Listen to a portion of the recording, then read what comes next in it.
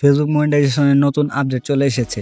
আগে যেখানে 60,000 minute watch time ও 10,000 follower হলে বা আর কিছু টুকটাক কন্ডিশন ফিল আপ করলে মনিটাইজেশন পেয়ে যেতেন, বাট এখন কিন্তু নর্মালি এভাবে মনিটাইজেশন দিচ্ছে না। সো নতুন আপডেটে ফেসবুক আমাদের কি বলছে চলুন দেখে নিই।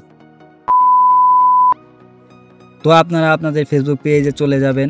ফেসবুক পেজ থেকে আপনাদের যে প্রোফাইল আইকন আছে সেখানে ক্লিক করবেন।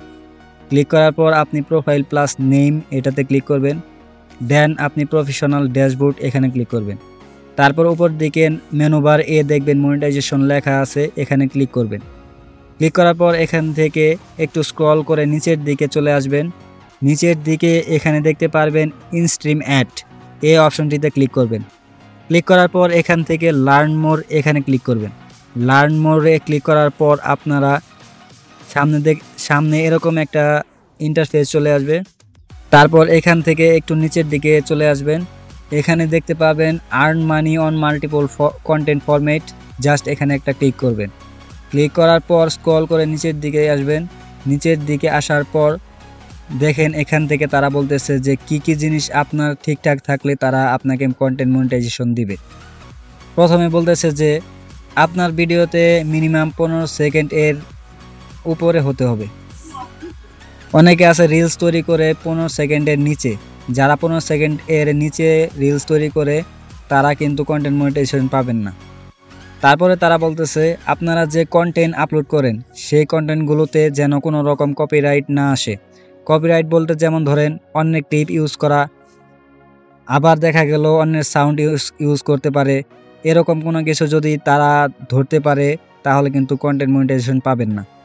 তারপরে হচ্ছে ব্র্যান্ডেড কন্টেন্ট।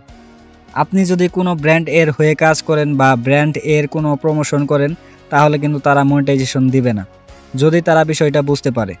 তারপরে এমন কোনো ল্যাঙ্গুয়েজ ইউজ করা যাবে না যেটা ইউজ করলে ফেসবুক থেকে গাইডলাইন্স আসে।